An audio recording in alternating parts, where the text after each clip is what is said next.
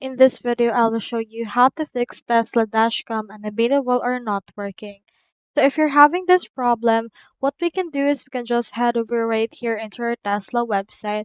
It has the USB drive requirements for recording videos. So you need to make sure that you actually meet the requirements for your dashcam. So you need to have a minimum storage capacity of 64 gigabytes, sustained write speed of at least 4 Mbps. You need to also make sure that you're USB 2.0 compatible, and you need to make sure that it's properly formatted. So for this one, you just need to automatically format a USB drive by going over to the controls, safety, and format USB drive.